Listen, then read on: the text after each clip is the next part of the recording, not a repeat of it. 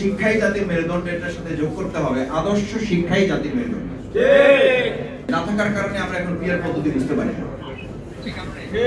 আমি বুঝতে পারি না, সেটা জাতির উপরে চাপিয়ে দিয়েছে, এটা আরেকটা শিক্ষার উপরে অত্যাচার। আরে ভাই আমি বুঝতে পারি না, সেটা তো আমার সীমাবদ্ধতা, আমি সেটা কেন বুঝবো, আমি কেন বলবো? আমি এখানে সেমিনার সম্পর্কে, আলোচনা সভা সম্পর্কে যদি আমার জানা না থাকে, আমি যদি বলি যে এটা এখানকার লোকেরা আসলে জানে না, সুতরাং এই ব্যাপারটা আমাদের আলোচনা করার দরকার, আমি খুব অবাক হই যে আমাদের খুব শিক্ষিত জাতির নেতৃত্ব যারা দিচ্ছেন, তারা যখন জাতিকে সামনে নিয়ে কোনো কথা জাতির উপর চাপিয়ে দিয়ে বলেন যে ক্রিয়ার পদ্ধতি এই জাতি বুঝে না, তখন আসলে শুধু জাতিকে অবমূল্যায়ন বা তাদেরকে অন্যায়ভাবে তাদেরকে জুলুম করা হয় না, গোটা শিক্ষা ব্যবস্থাটাকে প্রস্তাবিত করে তোলা হয়। দ্বিতীয় কথা হচ্ছে, আমি এই প্রসঙ্গগুলো এই জন্য বলছি, দেখেন আমরা স্থানীয় সরকার নির্বাচনের কথা বলি, কেউ কেউ মনে করেন যে এই স্থানীয় সরকার নির্বাচন বলার মধ্য দিয়ে আমরা নাকি নির্বাচনকে প্রলম্বিত করার একটা ষড়যন্ত্র কেউ কেউ মধ্যে দেখেন বা গন্ধের মধ্যে দেখেন। এই স্থানীয় সরকার নির্বাচন না চেয়ে আপনি যে আবার আমাদের সমস্ত নাগরিক সুবিধাগুলো বন্ধ করে রাখার এক বোকার স্বর্গে বাস করছেন, এ কারণে গোটা জনগণের একটা বড় অংশ বলছে প্রলম্বিত করার পরিবর্তে কেউ টেনে হিস্ট্রি নির্বাচনকে ত্বরান্বিত করার ষড়যন্ত্র করছে।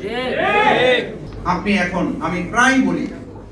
এই এখানে বাদ দেন, যদি এখানে মনে করেন এখানে মোটিভেটেড কিছু লোক আছে,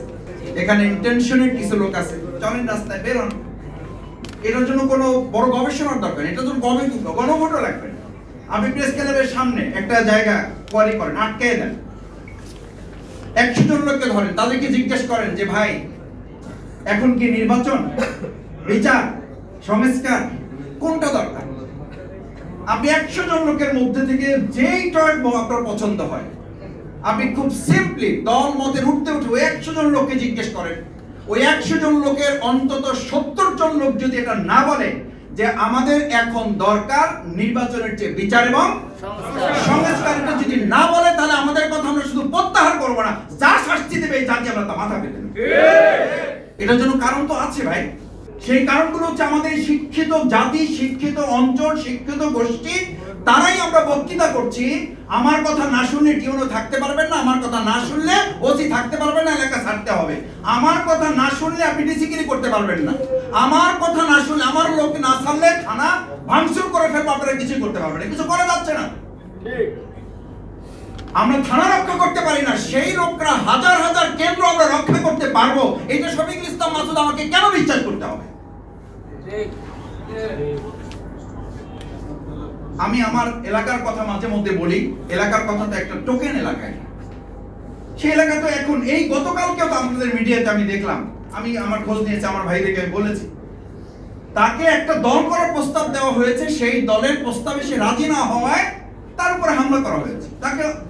মারধর করা হয়েছে, শারীরিকভাবে নির্যাতন করে তাকে হসপিটালে ভর্তি করা হয়েছে। কেন সে ওই দল করবে না?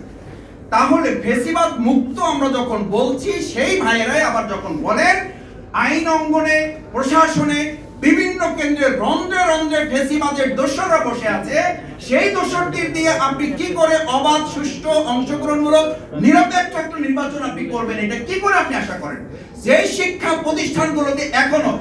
ফ্যাসিস্টদেরকে, দোসরদেরকে সরিয়ে কমিটিগুলো পুনর্গঠন করা সম্ভব হয় নাই, সেই শিক্ষকদেরকে বাদ দিয়ে আপনি কি করে একটা সুষ্ঠু নির্বাচন করবেন?